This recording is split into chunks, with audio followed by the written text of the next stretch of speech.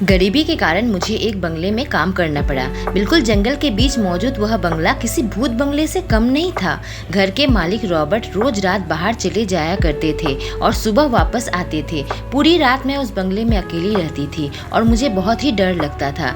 मैं सोच में थी कि यह हर रात कहाँ पर जाते हैं, क्या करते हैं। एक रात मैंने उनका पीछा किया और मैंने जो नज़ारा देखा उसे देखते ही मेरी चीख निकली और मैं वहीं पर बेहोश हो गई। मेरा नाम है सोफी, उम्र 23 साल। एक छोटे से गांव में रहती हूँ। मेरी 5 बहनें हैं। मैं घर में सबसे बड़ी हूँ। जंगल के पास ही मेरा घर है। हम बहुत ही गरीब हैं। हम 5 बहनें और माता पिता। ठीक से भरपेट खाना भी नहीं मिलता।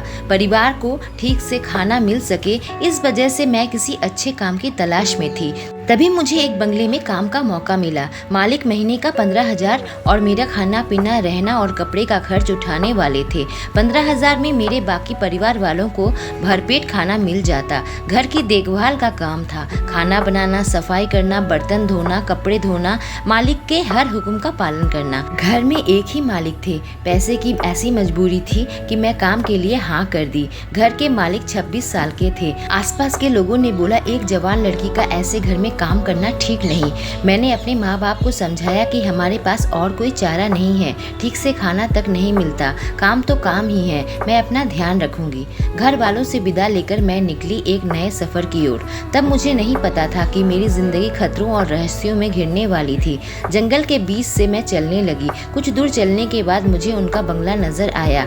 आसपास कोई और घर नहीं था, सिर्फ वही बंगला अकेला खड़ा था और चारों ओर पेड़ पौधे थे।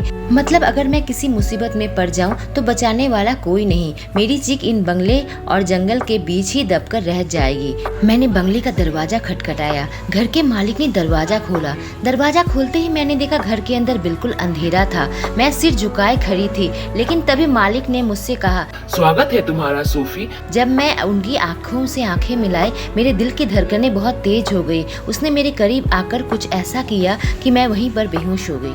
जब मुझे होश आया तो मैं एक मुलायम बिस्तर पर लेटी थी। दरवाजा बंद था और घर के मालिक मुझे कहीं नजर नहीं आए। मैं उस घटना को याद करने की कोशिश की जिसकी वजह से मैं बेहोश हुई थी। घर के मालिक मेरे बिल्कुल ही करीब आ गए थे और मुझे ऐसे देख रहे थे जैसे मुझे खाना चाहते हो। मेरी एकदम करीब आकर उन्होंने कहा, अंदर आ जाओ। मुझे अजीब सा एहसास हुआ। आंखों के सामने बिल्कुल ही अंधेरा छा गया, लेकिन मैं इतनी मुलायम बिस्तर में कैसे आई याद नहीं। घर पर तो हम जमीन पर ही सोते हैं, कभी कोई पत्ता लगाकर बिस्तर बना लिया करते हैं। जिंदगी में पहली बार इतनी मुलायम बिस्तर मिली। अचानक मुझे लगा कि घर के मालिक मुझसे शादी कर ले तो मैं इस घर में हमेशा के लिए रह पाऊंगी। फिर मैंने सोचा, ये क्या सोच रही हूँ मैं, यह घर कितना डरावना है और मालिक भी कितने डरावने हैं। यहाँ कैसे रह पाऊंगी मैं। मालिक का चेहरा बिल्कुल ही भेड़िए जैसा था।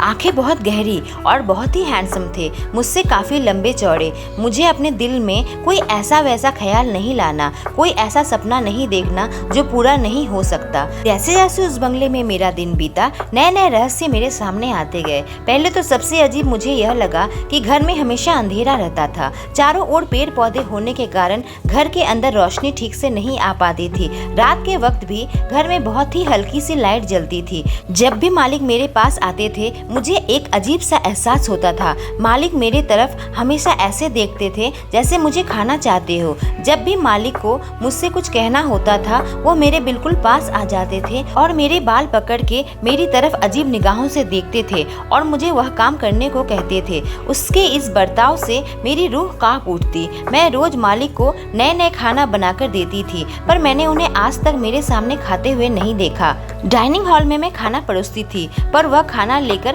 अपने कमरे में चले जाते थे। साथ ही जब से मैं इस घर में आई हूँ वह रोज रात को कहीं चले जाया करते थे। मुझे लगा शायद वह कोई ऐसा काम करते हो जो रात के वक्त ही होता है और सुबह होते ही वह वापस आ जाते थे। जब मैं उनके कपड़े धोने जाती थी तो उनमें लाल रंग का कुछ लगा हुआ रहता था। ऐसा लगता था कि उनमें खून लगा है। कहीं मेरे मालिक लोगों का खून तो नहीं करते। मैं घिस घिस कर उन कपड़ों को साफ कर दिया करती थी। सबसे बड़ा काम मेरा यही था, उनके कपड़े धोना। साथ ही घर की सफाई में पूरा दिन बीत जाता था। एक रात मालिक बीमार पड़ गए, तेज बुखार था और बुखार उतारने के लिए मैं उनको पानी की पट्टी दे रही थी। अचानक ही वो बिस्तर से उठे और मेरी ओर ऐसे झपट पड़े जैसे कोई खूंखार भेड़िया हो और बहुत दिनों से भूखे हों। मेरे एकदम करीब आ गए और मेरे गर्दन में हल्का सा काटा। हाँ, खून तो नहीं निकला था। फिर मुझे ऐसा लगा जैसे अपने आप पर काबू पाना चाहते हो। मुझसे कहा, जल्दी से यहाँ से चली जाओ। मेरे दिल की धड़कनें बहुत जोरों से चल रही थी। मैं दौड़ते हुए अपने कमरे तक पहुँची और दरवाजा बंद कर दिया। जो हुआ मुझे उस पर विश्वास ही नहीं हो रहा था। इस घटना के बाद मैंने फैसला किया कि मैं पता लगा कर रहूंगी आखिर रोज रात में कहाँ जाते हैं और यह खून का निशान कहाँ से आता है। अगली रात जब वह निकले, मैं भी पीछे पीछे निकली। वह अपनी कार में थे और मैं तेज दौड़ने की कोशिश कर रही थी, पर थोड़ी ही दूर में उन्होंने कार रोक दी। बीच जंगल में वे कार से उतरे और जंगल के अंदर घुस गए। मैं भी जंगल के अंदर उनके पीछे पीछे जाने लगी। थोड़ी देर बाद वहाँ कुछ हिरन नजर आया। रॉबर्ट उन हिरन की ओर दौड़े और एक हिरन के बच्चे को पकड़ लिया। बहुत ही तेज दौड़ रहे थे। इतनी तेज कोई भी इंसान नहीं दौड़ सकता। इतनी तेज तो कोई भेड़िया ही दौड़ सकता है। मुझे लगा यह हिरन का बच्चा क्यों पकड़ा है इतनी तेज दौड़कर। देखते ही देखते उन्होंने हिरन के बच्चे का गला मरोड़ दिया और उस हिरन के बच्चे का खून और मांस खाने लगे। उनका चेहरा और कपड़ा खून से भर गया। यह नजारा देखते ही मेरी रूह मानो कांप उठी और मेरे मुंह से जोर से चीख निकली और मैं वहीं बेहोश हो गई। जब मुझे होश आया, मैं एक मुलायम बिस्तर पर लेटी थी। तभी रॉबर्ट अंदर आए। मुझसे कहा, तुमने जो कुछ भी देखा उसे भूल जाओ। अगर किसी से यह बात बताने की कोशिश की तो मैं तुम्हारा खून ऐसे ही पी जाऊंगा। पहली बार मुझे रॉबर्ट से डर नहीं लगा। मैं उनके एकदम करीब चली गई और उनकी आंखों में देखने लगी। उन्होंने मुझे अपने बिल्कुल करीब खींच लिया और मेरे होठों में एक जोरदार किस किया। उसने कहा, मैं इंसान नहीं भेड़िया हूँ। मैं अपने ही शिकार से मोहब्बत कर बैठा हूँ। तुम करीब आती हो तो बहुत ही मुश्किल से काबू कर पाता हूँ। मैंने सोचा कि मैं इंसान की नहीं भेड़िए की बाहों में हूँ।